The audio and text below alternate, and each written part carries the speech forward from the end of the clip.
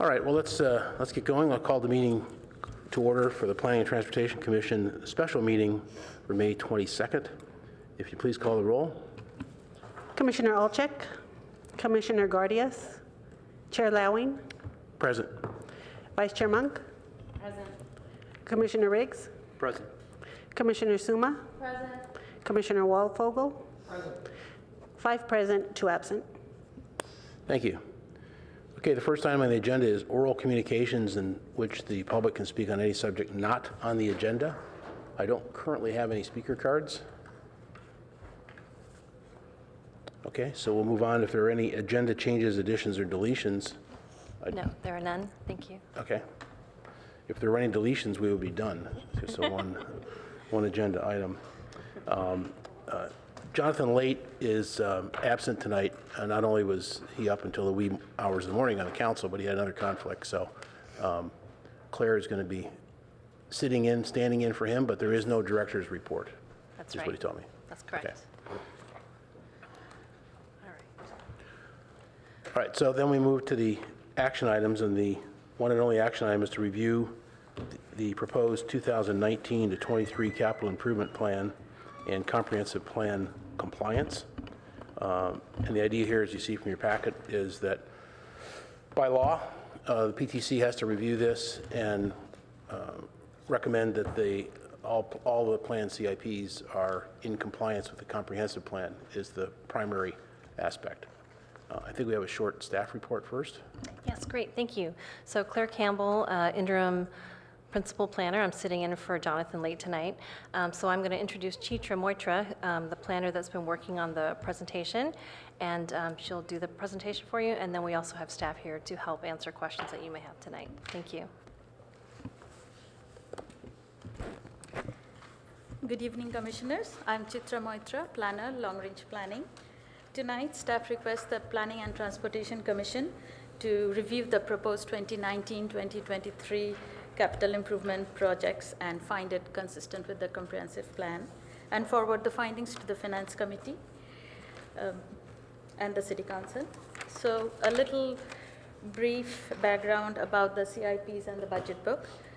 The capital budget book has a list of CIPs with the plan to be executed over the next 5 years. These CIPs are selected carefully based on City Council priorities, city-wide infrastructure needs, and other needs. PTC's role is to review these CIPs for comprehensive plan compliance. Section 19.04.040 of the Palo Alto Municipal Code describes PTC's role on the review. In addition to review of the projects for comprehensive plan consistency, the CIP can comment on the individual projects. They can suggest improvements that might increase the efficiency of the process, and they can identify any new CIPs which deems to be missing from this year's CIP list.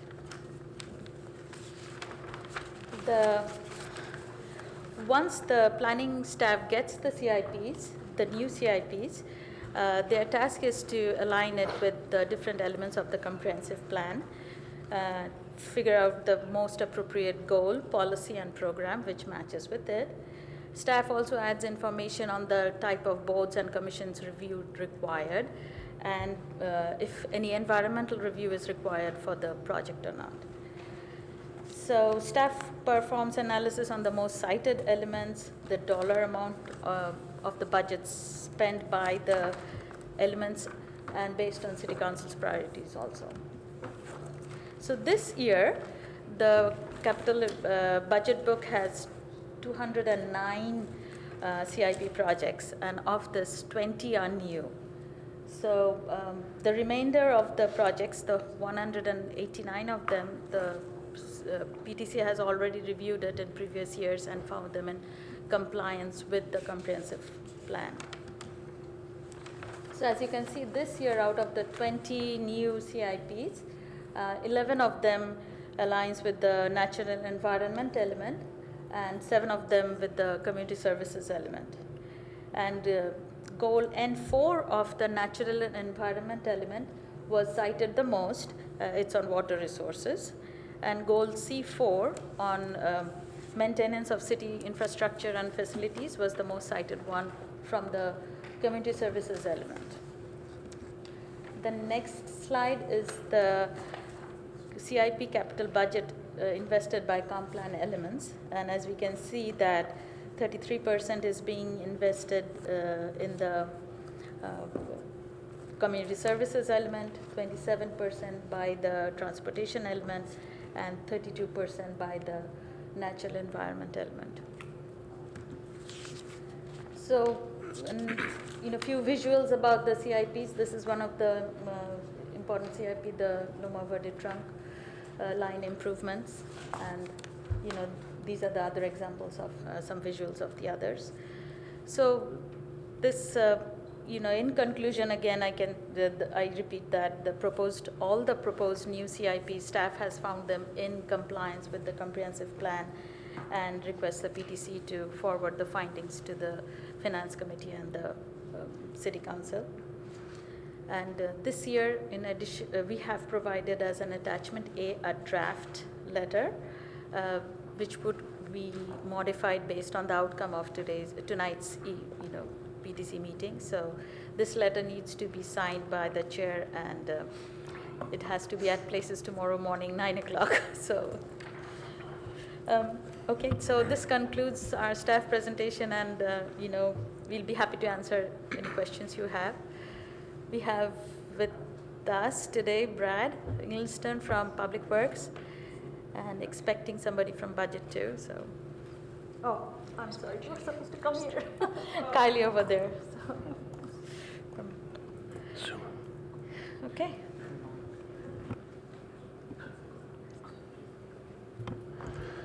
Okay, are there any public speakers on this item? I didn't see any. All right, yeah, thanks for pointing out that this is due in about 12 hours, which means we do have time to go through 270 CIPs if we choose to, and I hope we don't choose to. So you see the task in front of us is to essentially agree with staff on the 20 as the primary goal, but we can add or subtract to that. So are there any questions of staff?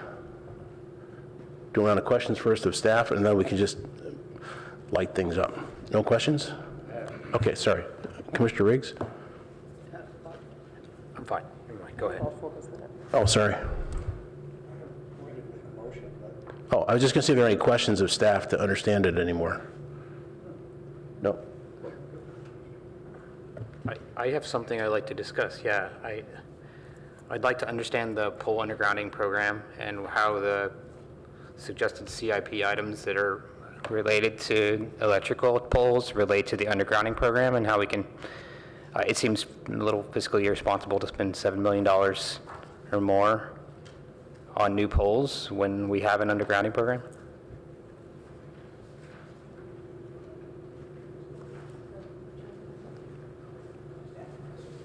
Those are in my notes, too.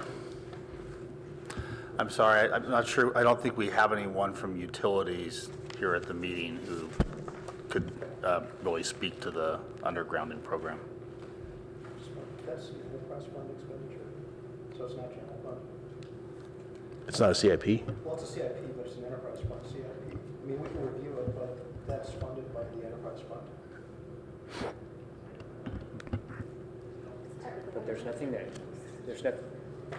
that would, my understanding is there's nothing would prohibit from the city for actually creating a capital improvement program to accelerate. I mean, it's like a 70-year program. There's nothing that it would prohibit us from not wasting money in the interim on installing new poles that will just be removed when we get to undergrounding. So, I mean, there's nothing that would prohibit that funding decision from my understanding. Right, so that's something, for example, I think that we could alert, in the context of this memo, we could alert that needs another look, is a way of getting that visibility to the Finance Committee and the Council. Yeah, that'd be fine. I think it's pretty acute. Yeah, I agree. Okay, if there's not questions of staff, let's go back to, I I think, had a comment on that same one. Question. Okay, great. No, just going to ask that because there's a couple lights on. I want to see if there are questions. So, Commissioner Gardias. Thank you. And thank you very much for coming. Thank you very much, Chitra, for the presentation. You don't need to be introduced. Come on, everybody knows Chitra. And Brett, thank you very much for coming and seeing us. You know, last year I made the comment that every time I see you, and this is, I think it's the 5th year, you know, the summer is coming. And then, you know, looking at the temperatures soaring this coming weekend, I think that this is coming true. However, I have a couple of questions to you. So actually, this was I circled out the same CIP item because I had identical question because item 11 on this short list of 20 projects, right, talks about the poles replacement, and the prior item 10 talks about the underground repairs, and then you just, you know, normally cities migrate from the pole distribution to underground distribution. So, you know, if this expense needs to be made, that's fine, and I totally understand it. But I would like to know what's the plan for migration from on-pole distribution network to underground. If there is nobody from the utility department, I think I'm not an expert, but I think I can speak to it at a high level. And the basic situation is that undergrounding utilities is very, very expensive to the point that ratepayers typically would not want to endure the rate increases that would be required to have a more accelerated program of undergrounding those utilities. And that's the primary reason why currently there are projects, kind of one small district at a time, that are implemented by the utilities department. But my understanding is that that really at the current time is proceeding at a pace that's probably 70 to 100 years to complete the whole city. And it's really a matter of funding. So is there a plan? From this, what I understand, you're saying that there is a plan of migration of the utility distribution to underground. Is there one or there is not? I'm not sure that there is, in the sense that you could say it's a plan that goes all the way through. To my knowledge, there are these one at a time districts that are being implemented, and I think each one takes some number of years to complete. Okay. Would it be possible to ask as an action item to the staff to pretty much provide a response to Commissioner Riggs and myself to the question that we ask? And specific question that I have is, what's the plan of migration from the from the on-pole to underground? I think we can prepare a list of questions to go to council generally. I'm going to freelance here a little bit, but I saw most of the council meeting last night, and the city manager said that the undergrounding is a 70 to 100-year project because of funding. So I'm presuming that this is in here as an interim measure, even though it's cost a lot of money. Why it's this number, I have no idea, but that's what I heard him say last night. That's actually exactly right. Good evening, I'm Kylie, I'm the budget director. So at a very high level, that's exactly what's happening. The planned underground is a significant capital investment. To accelerate that would mean upfront cost in capital, and so that would dramatically change your electric rates as ratepayers, because that is an enterprise fund. And so until we're able to go through this significant change to move towards undergrounding, we still are in the business of needing to maintain and replace the poles that are around the city. It's not like, oh, one pole has gone out from a maintenance standpoint, great, let's go focus our resources there and underground there so we don't replace that pole. It's much more systematic, since obviously we're pulling up streets and all that other kind of stuff. So if we want additional information, we absolutely can, the commission can add that in their letter, but in general, you're exactly right. Undergrounding is a long-term significant investment. But there's nothing that would preclude the council from designating CIP money to supplement an enterprise fund. I mean, that is not, it's a color of money issue. I'm sorry, could you clarify for me? They could Supplement? designate projects to supplement enterprise funds They could basically overfund an enterprise account, if I'm correct. So move general fund money Correct. to the enterprise fund to cover these costs? Is that To what I'm understanding? expedite, to make the project faster. Understood. Yes, you definitely, from an accounting perspective, could loan money between different funds if you wanted to mitigate things like rates for an enterprise fund. The other thing I would say is it does become a priority from a council funding perspective on where to dedicate limited resources. And so on the general fund side, the council has made it abundantly clear that the priority is the 2014 council infrastructure plan, which we've been talking with the finance committee and council on is already underfunded. And so staff is exploring how we would figure out with the council to close that funding gap. So if we were to draw additional resources from the general capital fund to dedicate towards expediting this undergrounding project, I think it was Councilmember Scharf last night that called it an undergrounding dream. It would be a policy call, a priorities of where limited resources should go. Except for $7.5 million a year in perpetuity is a hell of a lot of money. So, I mean, Yeah, that's why I say it's a policy call.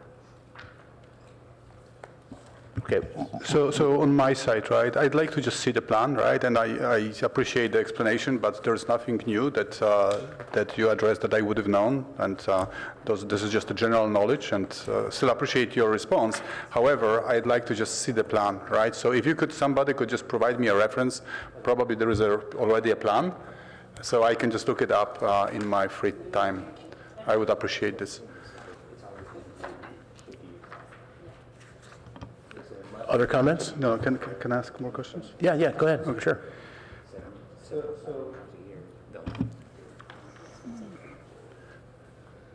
So the other question I have, is there any expense on this that is not,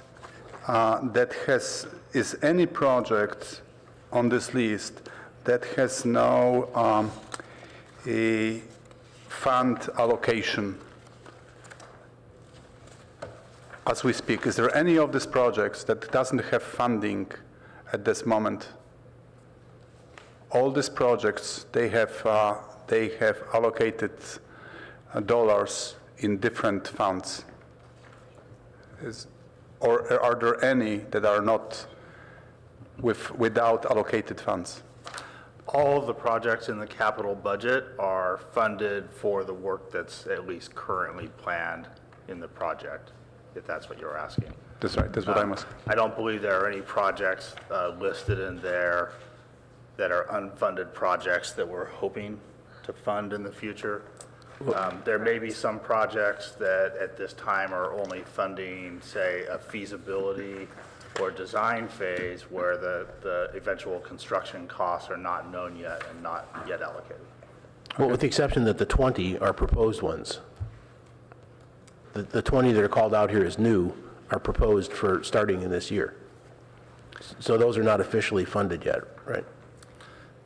Right, they have proposed funding right. in the fiscal year 19 Right, budget. exactly. And the last question, if you don't mind. So a year ago when we talked, I requested adding one capital expenditure project, and that was pretty much to make the route between the Edgewood Shopping Center to the along Embarcadero to the other side of 101 safe. And I believe that we had a vote and we included this project in the letter to the council. However, it was not added. I believe that if I remember correctly, you can look up the minutes. It found its way to the letter. However, it was not in the body. I think it was in the footnote. And there was agreement of this commission to include this, and then we ask about your consideration of this project. This project is not on the list. Thank you, Commissioner. I recall that we did have this discussion last year, and it was included in the commission's letter. I referred that to our transportation group. My understanding at the time was that the level of work that we were talking about was work that could be done under other recurring CIPs that they have for funding that sort of work. I'm not personally aware of the status of what's been done. We could follow up on that. But I don't believe that it needed to be listed as a separate standalone capital project. So with the whole respect, I disagree because that was, I think that I had gathered support of my colleagues. And for this reason, I thought that I expected as a minimum that there would be a follow-up, right? If this project doesn't meet some threshold, I can understand, but just leaving it hanging up in the air, it just violates the process, as I know. So with the whole respect, I would like to have ask the staff to pretty much to include it in the list and then provide me and the colleagues with the answer about the future of this project and what went wrong. Can I ask if you're aware that the project hasn't been done? I'm assuming. Yes, it hasn't been done. It hasn't been done. I mean, the whole, as you may know, there is a delay of few months of the golf course, and then vicinity. There is a delay in the construction of the golf course, and then vicinity improvements in the vicinity of the golf course. So the reason that I was proposing to add this project because once this route is going to be opened and secure for the traffic, people from the other side from the residential neighborhood may safely cross to golf course and also to the bike route that's in there, as well as some other there's athletic center, and they may enjoy it as well as kids. And then, as you may know, it's also there are runs, midnight runs and walks, and there's been also the run for the water for Earth Day, if I remember correctly. And then during those events, you have a number of people that pretty much that just walk to those events. Okay, did you have other comments too? No, thank you. That's it. Okay, Commissioner Walfogel? Yeah, I'd like to make a motion. Is that appropriate at this point? Okay, one more question before you motion, if that's okay. I want to. Yeah, well, actually, my motion will leave open Okay. a way to discuss further points. Because what I'd like to do, I think we all want to get home early. There's a Warriors game on tonight.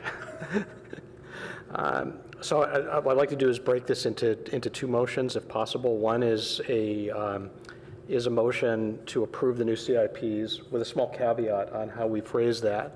And then second, I'd propose that we put a series of motions on the table on particular issues that we think need further review, whether it's for this year's budget or things we'd like added to next year's budget. If we can get votes on those are great. If we can't, we can submit them as individual comments because that's what the letter also anticipates. So that's what I would just propose as a format. If that's okay, I'll go ahead and make the first motion. Can I actually think it's better, if you don't mind, that if I ask this question, because I can't approve them. I don't want to approve until I know the answer to this question. Sorry, your cells aren't lined here, but I think in the detailed spreadsheet, the vehicular replacement appears to be zeroed out. Is that zeroed out? Or is that still on here? This is VR 2300. Could you tell us what page you're on, which packet page? 304, packet page 917. Thank you. I just want to be sure that, this says zero. I want to make sure that it's no longer a part of the CIP. Is that correct? It's on the list.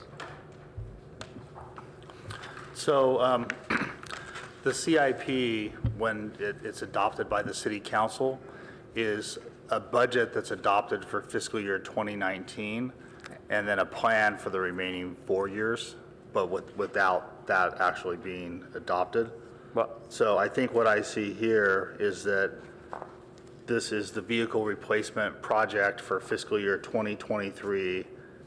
It's been first identified in fiscal year 19, but the 2019 budget that's allocated is zero, and the reason why is because it has funding proposed in fiscal year 2023, which is a plan that won't be formally adopted yet by the council.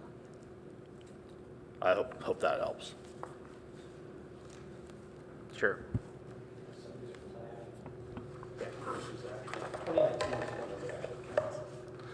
There is also a fiscal year 2019 vehicle replacement project in the budget. From previous CIPs. No, there are, generally each year there's a vehicle replacement project. So there's a 16, 17, 18. Some of them, if all the vehicles are not purchased within the one fiscal year, they roll over and still have budget.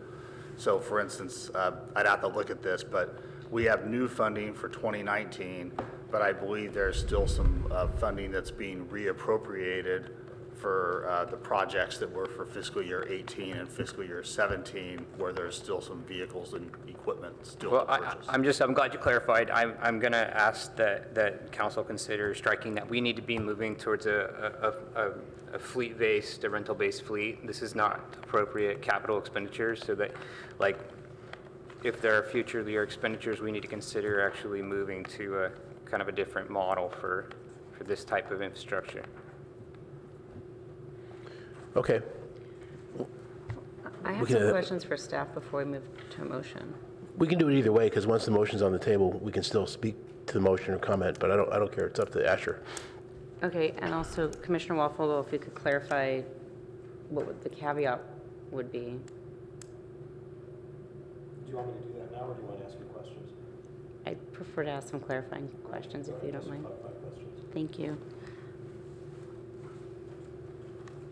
I was a little confused on the vehicle replacement maintenance fund as well, because I thought we had approved it last year. So I guess it's just a carryover and it's a progression. So I just kind of had a question on that, just iterating that point. In regards to the capital improvement fund on page 4 for the animal shelter renovation, why is it an interim facility? What's going on right now is that the city has a letter of intent with Pets in Need to take over operation of the current animal shelter. And the way that's trying to be structured is that Pets in Need would take it over. They would begin a fundraising campaign to hopefully eventually raise enough to build a new animal shelter that would be up to all the standards that they would like to have in a new animal shelter. But as part of at least the draft agreement that's being discussed, the city would provide some funding for some interim capital improvements that they feel are absolutely necessary for them to be able to run the shelter. So that's what's represented in that project with the, I believe it's $800,000.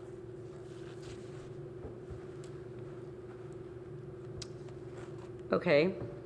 It'd be nice if the city took a more proactive role in having a more permanent solution, but I guess that's what the direction they're going. In regards to the electric fund and the power station equipment upgrades, it's on page 6. It's not really clear what the close to 0.9 million is replacing. Is it just replacing the tanks and the radiators, or is it just kind of a paint upgrade, or what's happening on that? It's just not clear.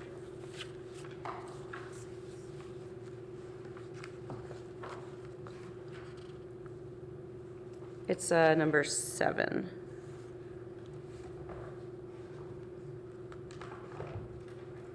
And I guess that's also related to number 8, that all works together.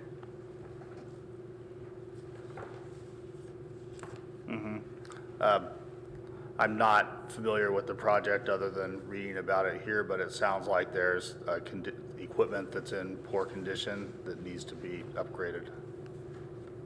Okay, just in reading it, it looks like it's rusty paint. So I'm guessing it's more than that. I would just hope the Finance Committee would look at it in a little bit more detail. In regards to the Hopkins substation, I just don't know what that is. So can you just tell me what 4 kV to 12 kV means? It's If you know. 4,000 volts to 12,000 volts. And So what's those are just different levels of electrical voltage.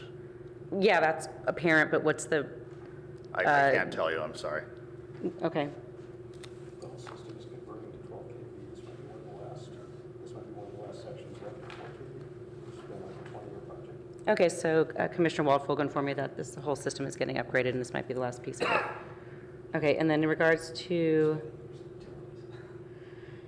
it wasn't clear on what's happening with the council chambers upgrade. I know that came before council, and it's kind of in process, but I definitely support getting. I can clarify that a little bit. So, and so you may be familiar that it came to council probably 6 to 8 weeks ago, and there was a lot of discussion about the level of investment. So the council actually referred it to the finance committee to further evaluate the options and to try to see if there were some ways to reduce the potential cost of the project. So that's why if you look at this project, the capital project that's being created here talks about the funding as being placed in a reserve in the project. And so the idea is it would be available but subject to the finance committee and council's ultimate decision on what to do with the project. Okay, thanks. In regards to the wood pole replacement, I know that it was addressed by 2 other commissioners. My questions to the finance committee would be, how many do we currently have, and over what period of time are they determined to deteriorate? Because this is $7.5 million over the next 5 years, and given the other circumstances that were alluded to tonight, it might be worth examining that a little further.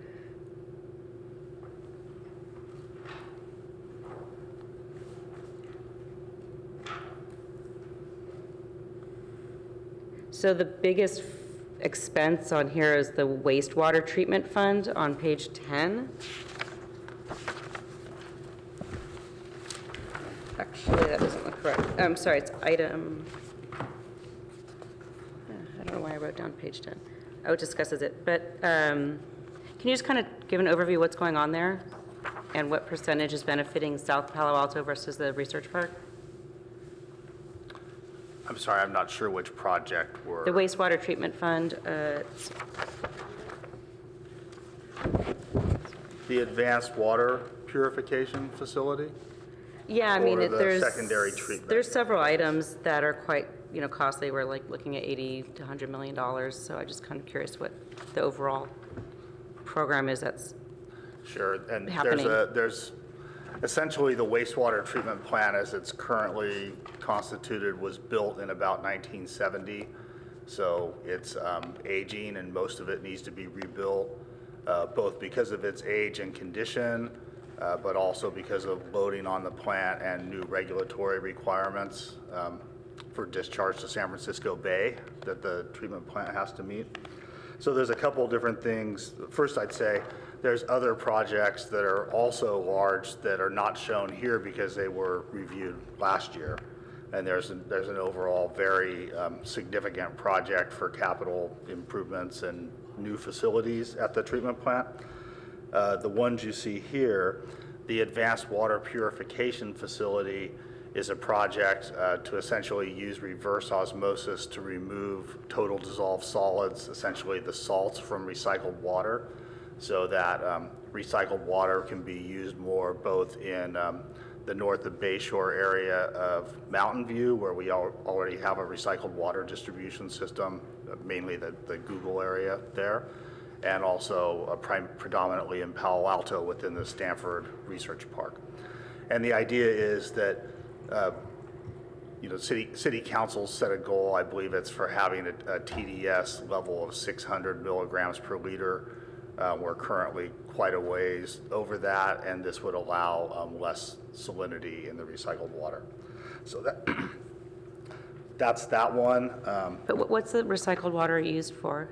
Is it our drinking water? Is it for, is it great? No, currently it's for irrigation, for landscape irrigation. They have to, And in some instances, it's used for indoor uses like toilet and urinal flushing. so we're further purifying water that's used for landscaping and plumbing type of things. That's correct. And really, it's the landscaping issue where there's some concern about buildup of salts in soil and eventual impact on certain plant species, particularly redwood trees. Okay, thank you. Last question has to do with the enterprise resource planning and the customer information systems. What is that? If you can enlighten me. That's under the technology fund. I think Kylie can best speak to that. Thanks, Brad. The Enterprise Resource Planning System, we call it ERP for short, is the financial system for the organization. So currently, the city's using SAP as the software system, and we're undergoing an evaluation. We've had that system for over a decade. So it's the financial backbone, essentially, of the organization. CIS is the customer information system, so that's the utilities backbone. That's the system that all the customer billing and information rolls through. And so also, that system is currently on SAP and is undergoing an evaluation for upgrade or replacement. Thank you very much, and I would be happy to move forward on adopting this, but it sounds like Commissioner Waldfogel has it. Why don't you go ahead with your motion, Commissioner Walfogel, because we can still discuss it when the motion's on the table. One more question. Okay, Commissioner Gardes has one more question. Quick question, or rather comment. Commissioner Smank questions triggered some thinking that I had in terms of the irrigation systems. We spent all this money for irrigation system, and then specifically around the waste treatment plant. As you know, there is an irrigation system that uses recycled water, and there are, of course, signs. I don't really think that it's needed. This water should be returned to the creek as the rest of the recycled water is, and then pretty much we should just change the greenery into this type that doesn't need to be watered. I hike there, I'm sorry, not hike there, but I round around this plant every Saturday and Sunday, and just, I see that it's watered every day probably, and I think this is just a waste. Given that we have a policy of planting, of using plants that pretty much are native to California, and then they don't need this much water, so it just sends the wrong signal and then uses the water in this area unnecessarily. That would be and then you can cut down this expense as a result. Thank you. Okay, Commissioner Walfogel. Great. Okay, let me explain this, and then I'll make the motion. Substantially, I want to make a motion to push this forward.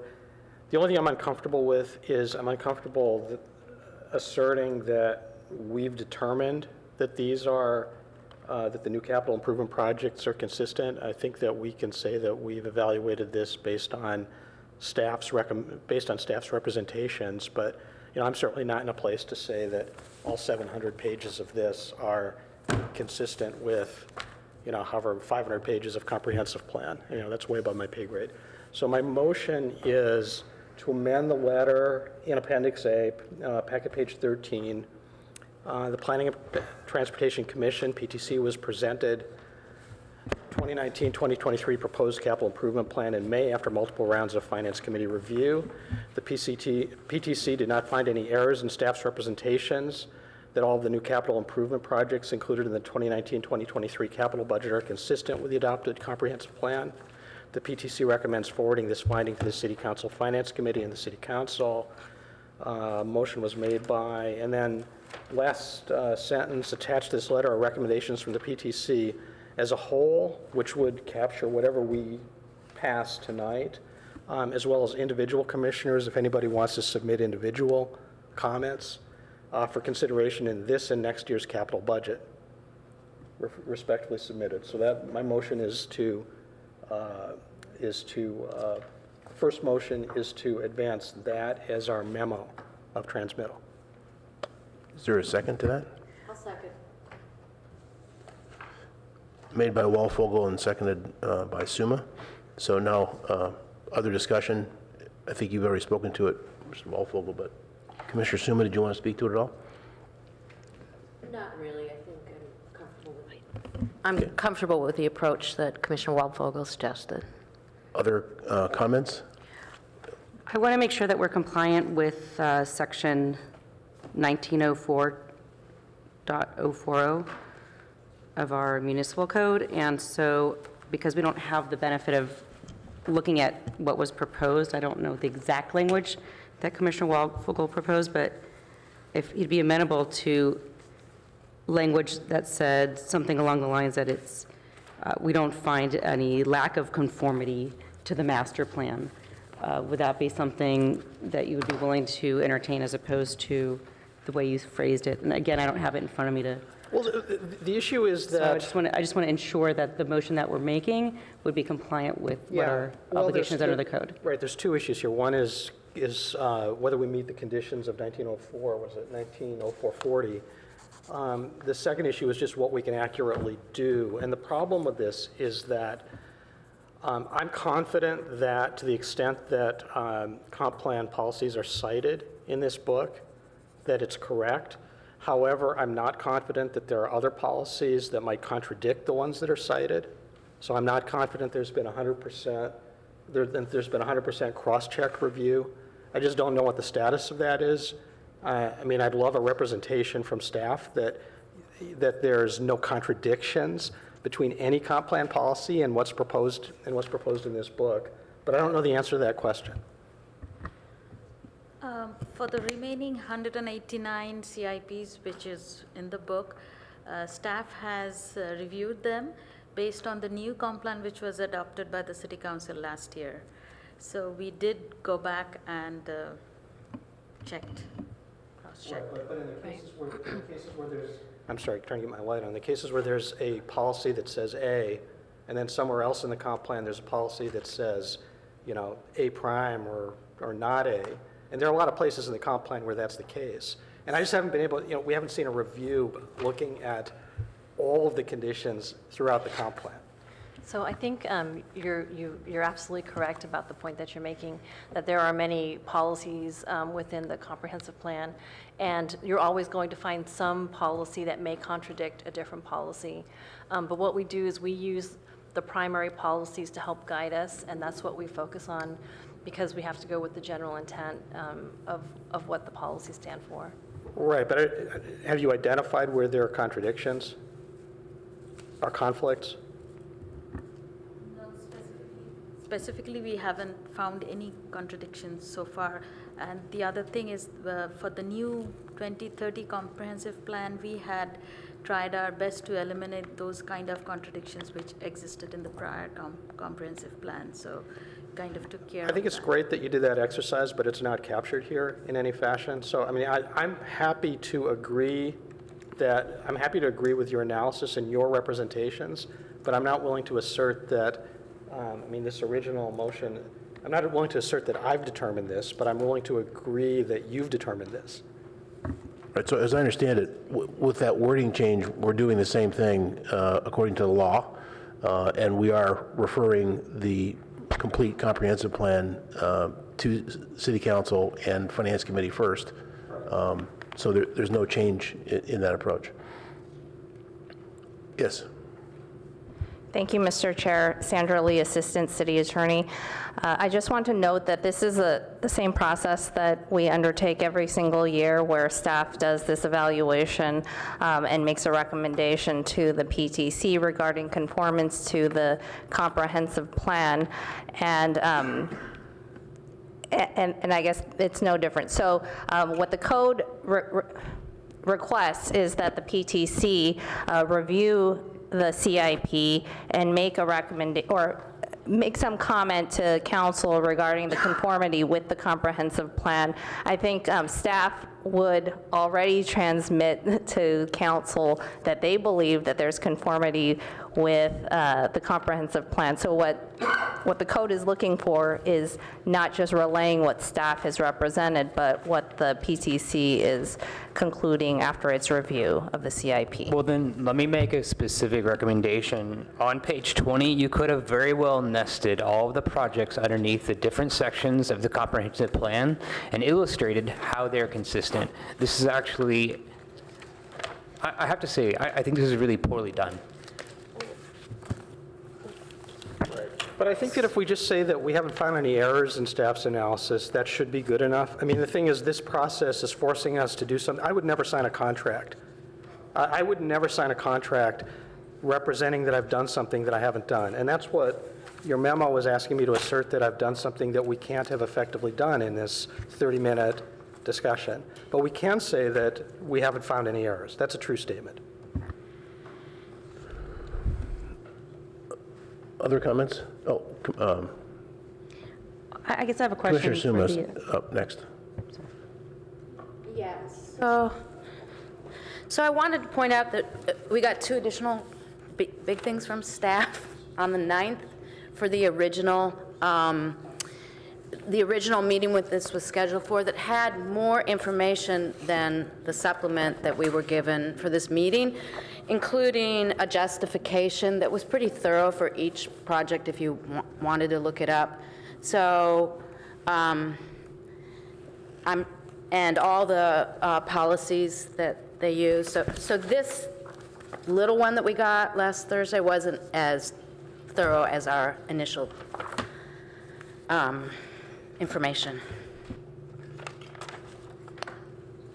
Is your light on? No. Okay. Commissioner Gardes, is your light on? This was just a comment to the discussion that I proposed to remove the sentence that says that we reviewed the documents for errors, because that's not truly true assertion. It's not true statement, and it would put us in the. It would put understanding on the concept. It would make understanding within the eyes of the council members that we did this work, which we had not done. That's not the sentence. Thanks. Repeat the sentence. Yes, please. Yeah. Yeah, the sentence is the PTC did not find any errors in staff's representations. But the thing is, that's really all we know. I mean, we have not determined, are you comfortable determining that this book is consistent with the comprehensive plan, which is another big book? Have you done that work? Well, but we've reviewed this prior year, and I believe we stated that it's comprehensive. And this statement of... But it's a new comp plan. I understand, right? But we know the comp plan, right? So we've done the work every year, and this is just an incremental addition of the 20 new projects. And I understand that the comp plan changed, but we know the content of the plan. However, I oppose the statement specifying that we reviewed this for errors, because we have not done. I'd rather say that it reconciles with the comprehensive plan, because I believe that it does. When I reviewed this, and we were reviewing this for years, and I can state this as a fact that it does reconcile with the comprehensive plan. However, I cannot state that we reviewed it for errors. Thank you. Okay, I just want to make a comment on this. I think this motion seems reasonable. I think that, we did review the other CIPs in prior years, and it's not reasonable to review 230 pages. But I don't think it's a problem. We're taking the representation of staff. I mean, we're trusting staff judgment. And we looked at the 20 individually. We have some questions, as you can see, about whether they should be there. But in terms of the actual 20, can you find a justification that they're consistent with the plan? I think you have, and my personal view of it is that those 20 are consistent. But I'd be supportive of the language that's there right now. If we need to tweak it to get other folks on board, we can look at that. Other comments? Commissioner Monk? I agree with Chair Lowing's position that this has been done every year, and what's different about this year that we wouldn't approve it. The 20 that were presented to us have been represented by council, or rather by staff as being in conformity with the master plan. I do have a question to the assistant city attorney regarding the code, where it says that we shall review each project for conformity. So I think that the code is a little burdensome as written, and maybe you can let us know how literal we need to be in our transmittal to council while maintaining compliance with the code requirements. Thank you, Mr. Chair. I would say that the commission may well keep with its past practice to review the new CIPs, and to the extent that the commission identifies any other projects, existing projects that they feel are out of conformance, that they may do so. However, it's not necessary for you to go through all 200 or so CIPs that the commission has reviewed previously. I might not be understanding you. It says that we reviewed each project for conformity. So wouldn't the code be suggesting that we review the entire CIP? Yes, many of those projects, actually all of those projects other than the 20 that are presented, have been reviewed by the PTC. They may have been predecessors of yours, but they have previously been reviewed by the PTC for conformance with the comprehensive plan. And so it's not necessary to every year go through each of those projects to determine whether or not they're in conformance still. So that's why the commission typically just focuses on the new projects. And that still holds true even though we have a newly adopted comprehensive plan? Well, I think staff has represented that they have done that review of the prior projects. And so, I mean, to the extent that the commission wants to accept that representation, you may do so. If not, then you can make another determination in your letter. Based on what Chair Lowing mentioned, and given that I'm not entirely clear what Commissioner Waldfogel's motion is, I have a proposed alternate motion that I might make. Okay,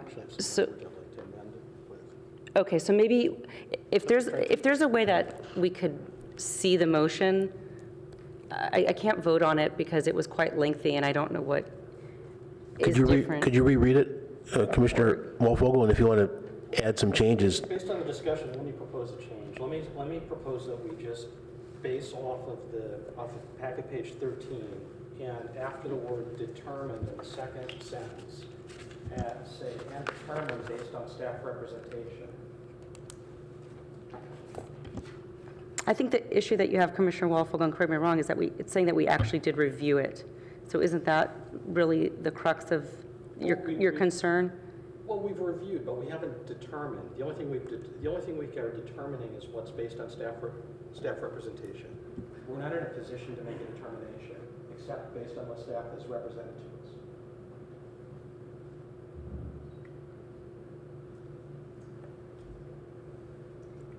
us. I don't know that I'm comfortable putting this on staff and taking all of the responsibility off of us to make the determination when it's incumbent upon us to make that finding. So it's not something that I could support. Commissioner Gardias? I'd like to make a substantive substitute motion to Do you say substitute motion or substitute wording? substitute.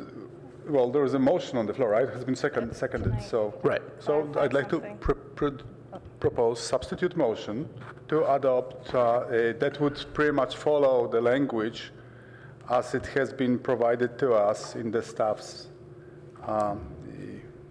document. Do you want me to read it?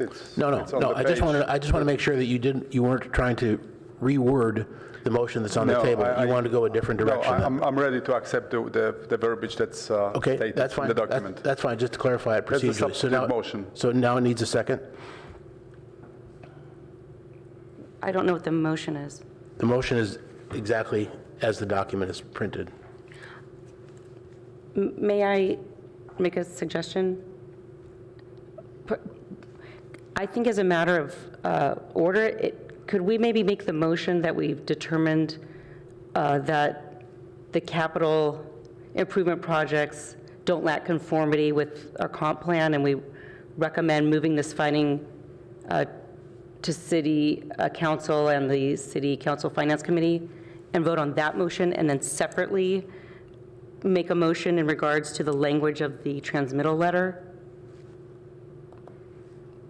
No, that's not the does that- substitute motion that's on the floor. So first we have to get a second to that. So if there's no second, then... But we haven't made a preliminary finding of whether or not we want to advance this or not, and yet we're already talking about changing the language of the letter.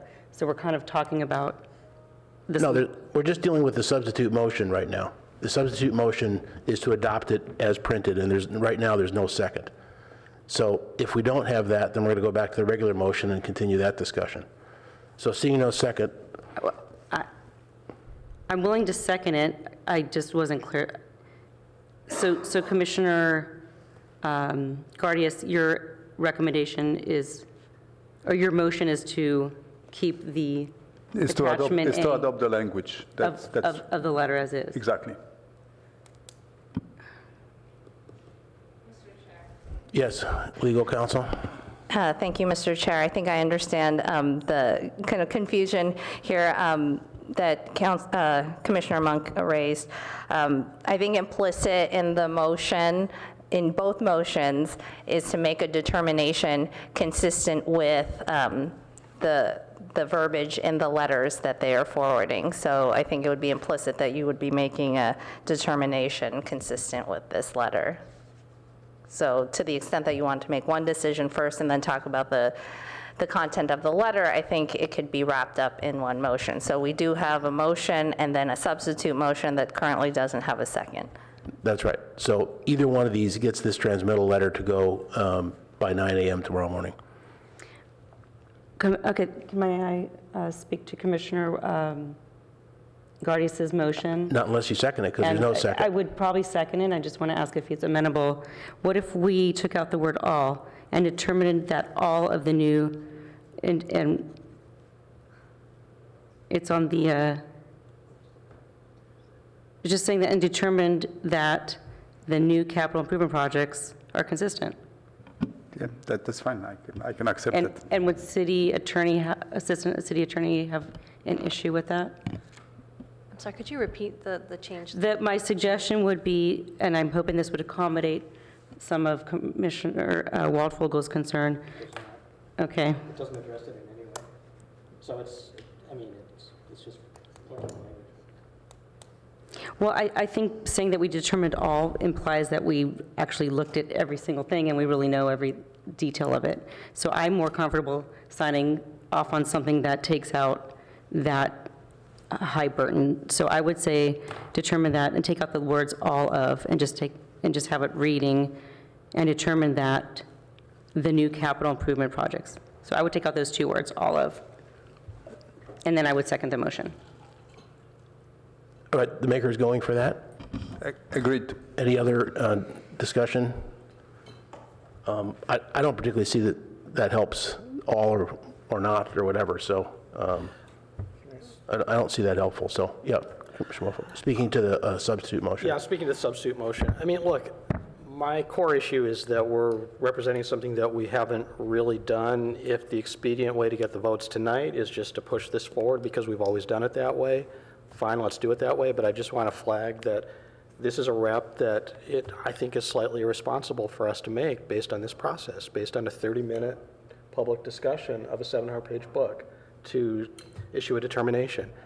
But I'm relying, I want it on the record, I mean, I'll support this motion, I want it on the record that I'm relying on staff's representations for the truthfulness of that statement. Any other comments on the substitute motion? No? Okay. All right, so we'll put that to a vote. All in favor of the substitute motion, raise your hand. 1, 2, 3. And opposed? 1, 2, 3. So it doesn't pass, which means we go back to the original motion. So the original motion at this point has, after determined, based on staff representation, and then the rest of the wording is the same. The seconder to agree to that change. Okay, so it does. Yeah. Does it make it more palatable to others if we said something like, you know, we've reviewed the 20 new ones? I'm not wordsmithing here, but.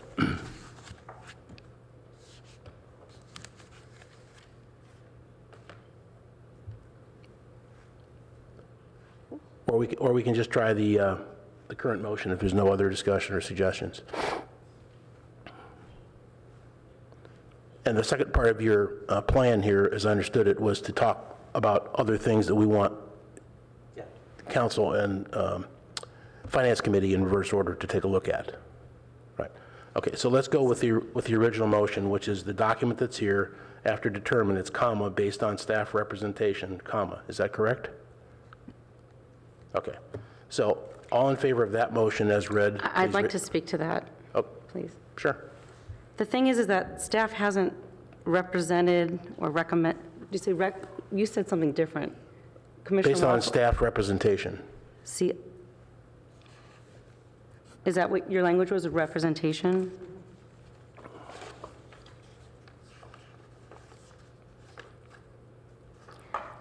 I just think it's problematic because it's our responsibility to have reviewed it as well. So I think it needs to be discussed a little bit further.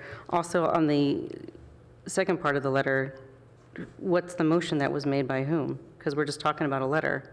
So I don't know if that makes a difference. I guess they'd fill that in later. So that might be a side issue. But we haven't had a commissioner that made a motion. This is the motion right now. Commissioner Waldfogel made it, and Commissioner Suma seconded it. So staff wants a letter from the chair summarizing the action. Just a transmittal letter.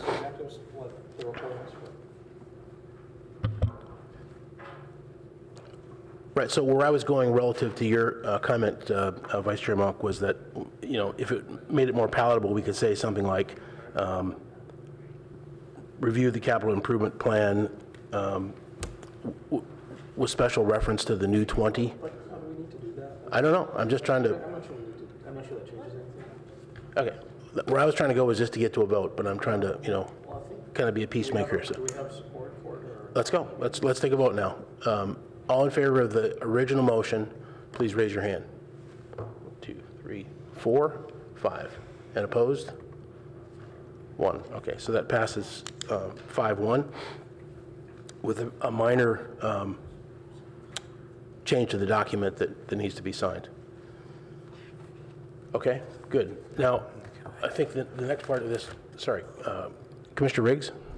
Well, I actually feel like Commissioner Monk got shushed a little bit, so I would like, I don't, did you have other things that you were going to say? Are you asking me to speak to my dissent? I would love to hear your dissent, although I thought you had more to say before we voted, so may we hear from Commissioner Monk to speak to her dissents? Go. I'm just concerned that we might not be compliant with what the code is asking us to do, and I would encourage Assistant City Attorney to confirm that the motion that we made and then the transmittal that we're planning on will meet sufficient requirements to move this on to the next step. And if, you know, to please let us know. I fully agree with the intention and the basis and the rationale behind Commissioner Waldfogel's motion. It makes sense and it's accurate. And so I am dissenting for reasons other than my, you know, I don't disagree with the motion. I'm just concerned that it isn't going to allow us to be in compliance with our obligation. And even though it is feasible for us to review this, we were given this packet a month ago, and it's our job, even though we're not paid to do it, it's our job to do it. And just because you didn't do it doesn't mean we weren't supposed to do it. So if you didn't do it, then don't vote on it. But or if you don't trust staff's representations that they reviewed it for us, then don't vote for it. But to say that it's not feasible for us to review this when we've had an opportunity to review it, and it's our role to do it, to me is not an accurate assessment. So that's why I'm not comfortable putting in this additional language, because I think it's our responsibility to review the projects and transmit the letter in the format that it was provided. Thank you. Just say, Commissioner Riggs, continue. Yeah, thank you, Commissioner Monk. And I would just add that I didn't really want to vote for this because I felt like that we didn't have enough information. And I feel like a lot of the stuff that's in here should not be in here. And I have specific, I think there are things in here that are absolutely wrong. They were given to us. We did not have the opportunity for feedback. So if I have it, I appreciate your comments, Commissioner Monk, but I think this process has been poorly managed. And I actually think it should be done differently in the future. There should be opportunity to dialogue some of these things, because we had 11% utility increase last year. And we're giving $1.5 million a year in perpetuity. It appears to be in perpetuity to a poll program, which, just based on my knowledge of the bonding, could be, we could bond $35–40 million. I don't know. I have some big problems, and this should have been a better process. It was not rolled out appropriately to us. Excuse me, Mr. Chair, make a comment? Go ahead. Okay, I just want to remind the commission about the scope of the commission's role with respect to the CIP. This is not really an opportunity to dialogue about whether or not these specific projects should be going forward or not. It's really supposed to be focused on whether or not the projects are consistent with the comprehensive plan, and if the commission has ideas on how to more efficiently deliver these projects, and if the commission has any ideas about other projects that they believe should have been included in the CIP. So the decisions regarding whether or not these projects go forward are ultimately council decisions, and there are specific areas where the council has asked for commission feedback. This is the first time we've ever had a discussion about this year. And just to clarify my dissent, I do support moving this on, and my dissent was in regards to the language based on staff representation. I just wasn't comfortable with that language, but I do support adopting this and moving it on. And I also agree, however, with Commissioner Waldfogel's initial underlying premise that it's not reasonable for someone to sign off on something that they haven't fully reviewed.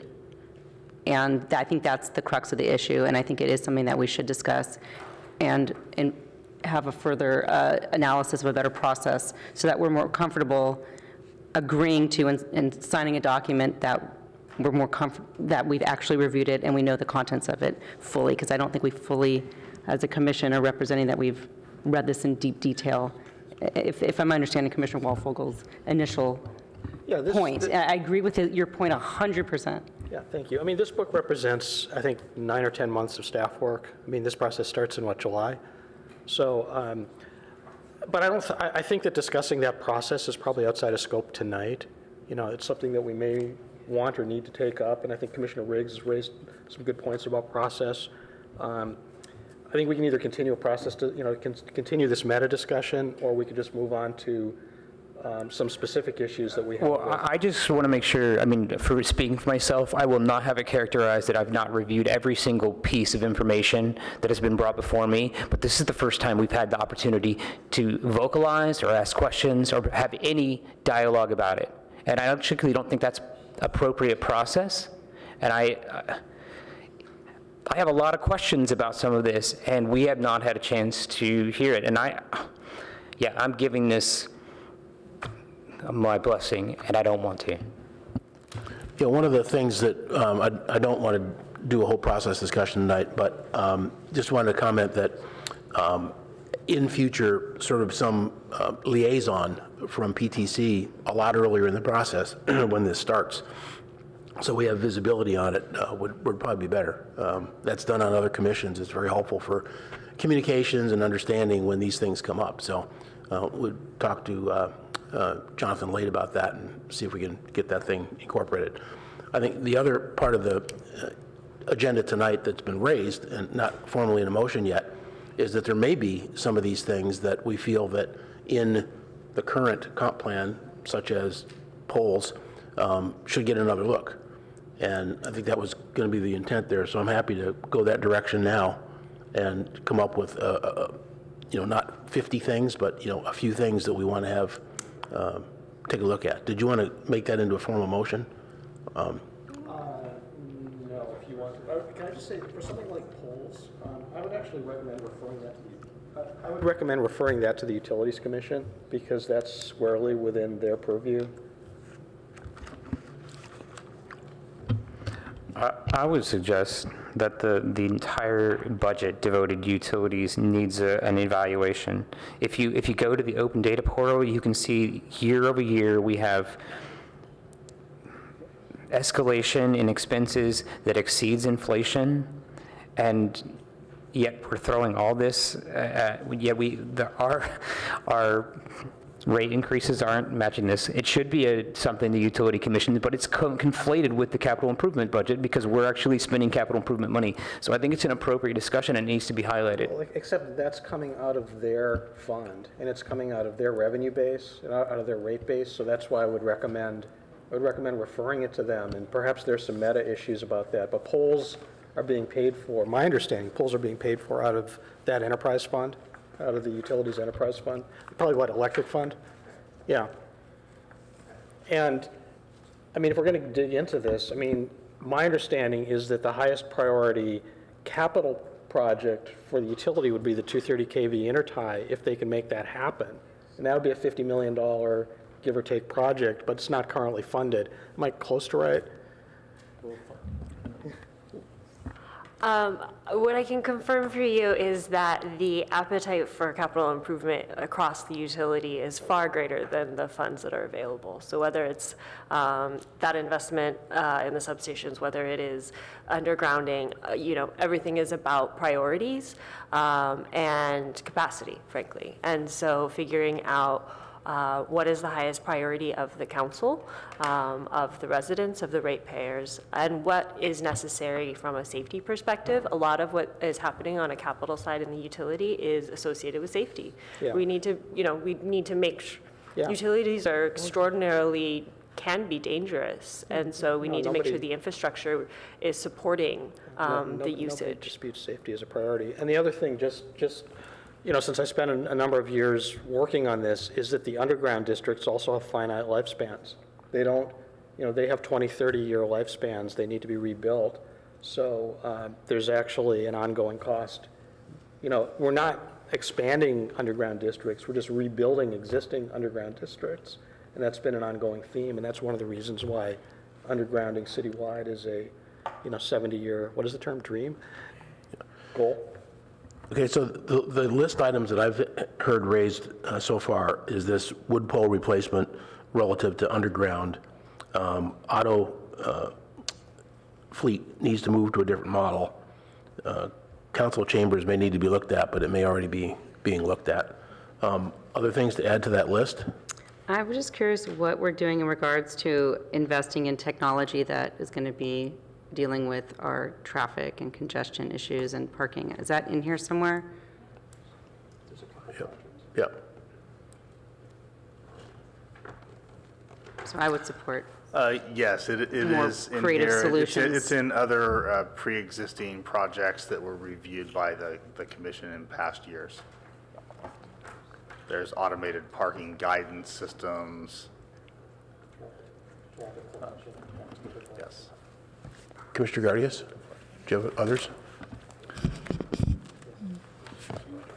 No, so I don't have other comments. I'm only interested in including in the letter the project that we accepted last year, and then really request staff to move with the improvement of accessibility to the athletic center and the golf course from the gas shells station to East Bayshore Road and improve this access. What was that called, so I can just put it on the list? Edgewood something?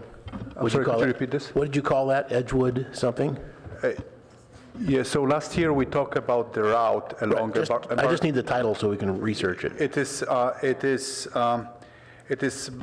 bike and pedestrian route. Okay. Between Edgewood Shopping Center, specifically gas shell station that needs a crosswalk, and then over the bridge. Got it. Across the East Bayshore. Okay, great. And if I could interrupt you, I just wanted to read what we had for last year. Would that be helpful with regarding this specific item? About the Edgewood thing? Yes. Okay, sure. This is what we had written in with the letter. So include a CIP item for the 2018 capital budget to assess the feasibility of improving bicycle and pedestrian access from East Bayshore Road to West Bayshore Road with improvements such as signage, curb ramps, pedestrian crossing, and landscape maintenance. So that's what we had noted from last year. Would you say that's still Same accurate? stuff, same stuff. Okay, great. That's exactly what I wanted to document. Down here, any other suggestions for any specifics? Commissioner Suma, did you have? Just a comment about the pole thing. I understand your point that you would prefer a future in where we're undergrounding the neighborhoods rather than replacing poles, but my understanding of reading this was that the poles need to be replaced time to time because they're no longer safe for the people who have to go up them and fix things. So what this is about, I think, is making sure the poles we have, because we can't get rid of them all tomorrow, will be safe mainly for the workers, and if they fall over, they're also a huge danger for everyone. So I think we're conflating two separate issues with that. Though I really care that you care about what the heck's going on with undergrounding our utilities, but I think they're two separate issues. Okay. Jim, you want? Okay, Commissioner Wolfow. So let me just somewhere there's a button that will do this. So just a list of things that I would flag. I don't know whether we want to take votes on them or if we just want to flag some items. A couple of my colleagues mentioned the advanced water treatment project. I think it's a great project, but I think it'd be great to wrap a business plan around this project because I suspect the payback on this is infinity. And it'd just be good to understand that, because my understanding is that we're charging less money for more expensive water that's running through an RO plant and then pumped uphill. So it doesn't sound like a good business plan. But anyhow, let's understand that. But then just let me go through a list of a couple other items. Some of these are from previous years, but I want to flag, first one I want to flag is the Highway 101 Ped Bike Overpass project. It came to this commission a few months back on the premise that the revised design would save money. It's not saving money. I mean, it's gone from $13 to $18 million. I think the report says it'll probably go up from there. So I would flag that, however we got here is not a good thing, and maybe we should rethink this, especially since EPA is building a bike overpass within a mile of that project. So we should be careful about that. The downtown parking management program that's in here, I'm not sure that what's in here is aligned with the latest PTC and CC reviews, because we certainly didn't approve downtown paid parking, and it appears that there's a project here to pay for downtown paid parking. Just want to be careful that we're not getting ahead of ourselves. The Embarcadero Road at El Camino project, I'm focusing on transportation because we are the Planning and Transportation Commission. I think that needs further review in light of some of the public response to the Ross Road and Embarcadero and Middlefield traffic changes, so we need to be really cautious before we spend that money. The El Camino Real Pedestrian Safety and Streetscape project, again, great project. However, if the Caltrain undergrounding goes as planned and some of the options for Caltrain grade crossings will lead to closing Alma for a number of years. I don't know which option we're selecting, but if Alma is closed for a number of years, we'll be detouring traffic onto El Camino. I don't want to do anything to screw up circulation on El Camino, so we need to coordinate those projects and timing on those projects. Downtown and Cal-Ave parking structures, my understanding is that the price tags have gone way up. I would recommend proceeding on those projects, but I would also recommend, if this is within our purview, a special assessment in the parking assessment districts to recover the cost difference between in-lieu fees that have been paid in and the actual cost per space. So if the in-lieu fees have paid, say, $30,000 and the actual cost of the structures is $80,000 per space, we should go in with a special assessment. So I don't know if that's in our scope or not. And that's my list. So do we want to just get the lists on the table, or? Yeah, I think we've got those lists on the table, and the simplest way to do it is not to do a lot of debate here, is just pass along. There's about 8 things now that I could just type up and send along to the Finance Committee in the morning. I think we need to have that incorporated with our letter. So Okay. maybe, is there a way that we can, I see you have your computer. Is I can there a way email you that can- list if that's helpful. And maybe we can incorporate your items in with Yeah, his the one, list. they weren't mine, but I read them off, yeah. Okay. And we can stay afterwards and get this all coordinated so it's Great. done instantly. Thank you. Because I personally, I don't feel like we need to debate these and rather vote on not. them. I think it's just a list of things for them to look at. It's more efficient that way. And I'll second that approach. I think this is not our purview. Yeah, particularly not tonight, so. All right, so we'll great. So we'll go with that approach. So, and I support all the items that Commissioner Walfogel mentioned, with the exception of the parking structure moving forward. As is, I think that probably needs a little further analysis and reconsideration on how to make it more feasible and how to address that issue. Both parking structures. Okay, so I think that concludes this item for right now. Yeah, Commissioner Riggs, did you? Well, I would just offer a counterpoint to some of the, I know this commission has been really keen on that, the overcrossing, the bike ped overcrossing to Bayshore from the Edge, it's what's called Edgewood.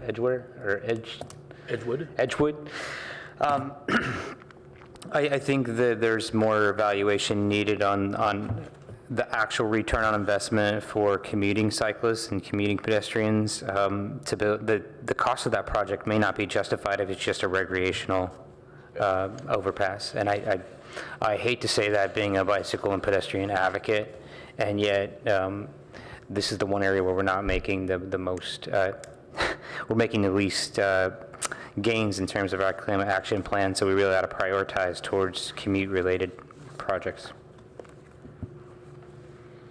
Okay. So the next item on our agenda is generally approval of minutes, but I don't think a copy went out, so that won't be an item. And I don't think there's any committee items. Looking at the future agenda, I had a brief conversation with Jonathan this evening, and looking at May 30th, the 3877 El Camino Real tentative map will be presented, but that's a very short item. And the vesting tentative map for 21515 El Camino is not going to be ready. That's been pushed. So the substantive agenda item for the May 30th meeting is a study session on parking requirements for multifamily housing. It's not likely that anything else is going to sneak onto the agenda because we got to get the packet out in 2 days. So just to kind of give it a heads up of May 30th. And he did note to me that there are a lot of other moving parts, so we can't get any visibility on the 13th right now.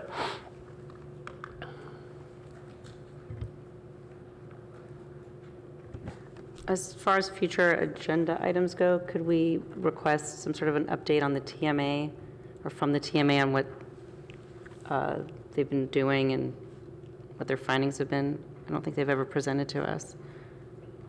And also, where are we at on the ordinance? Weren't they supposed to come back to us on a parking study? Is that what the May 30th is that you're referring to with the multifamily? The May Is that different? 30th is just the multifamily housing. That's not downtown parking.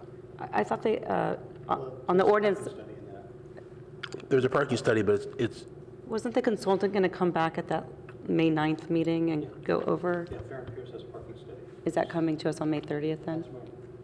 Farron Pierce for a parking study. Yeah.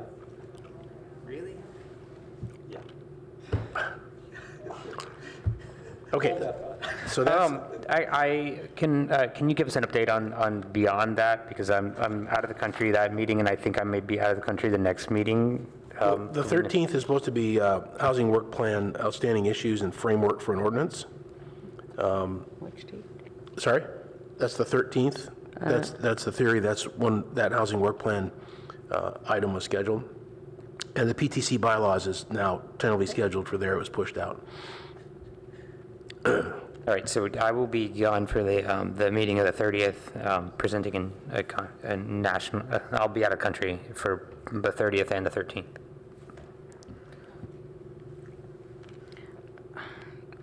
And the next one's the 27th, it's too uncertain at this point. Commissioner Riggs, are there dates, or is there, I know we have an officially set calendar, but since there's meetings that you're missing that are quite important, I mean, is it worth it to see if it makes sense to change the date of one of these I meetings? would like to be there for the parking hearing, but I don't set the schedules. I think if we do this, we're going to end up, Light, yeah, I mean, in principle, I think that we should find a way to accommodate people's schedules. I think that as we get into this, we'll find that this, the housing work plan will end up running until sometime middle of next year. And if that's just the cadence that we can support, that's the cadence we can support. Yeah, I would say, Commissioner Muck, I'm not worried about the housing work plan because I think that's really an ongoing dialogue that has a lot of moving pieces, and we've already talked about it, I think, in a couple meetings. So, okay. Are there any other, comments from commissioners on anything? I just saw that staff was starting to leave, and I actually did have a question on the comp plan and the CIP, and it had to do with, and I'm sorry I didn't ask about it earlier, but I was kind of curious how it supports or doesn't support the sustainability implementation plan, which I'm just becoming familiar with myself. If you can speak to that a little bit, Claire. I'm sorry, I actually couldn't give you any background on that. Was that one of the staff members that just walked off? Yeah, I think so, yes. Who would be I'm the sorry. person to follow up on that? Do you think you could perhaps email me your question? And I can Okay. definitely get back to you with the right information, okay? Thank you. Thank you. Okay, if there are no other comments from commissioners, then Commissioner Gardias? A quick question. What's the status of the of setting up the meeting between PTC and the City Council? I don't know. I've been gone, so I don't know. But we'll check that out. Okay, if there are no other comments, we stand adjourned. Thank you.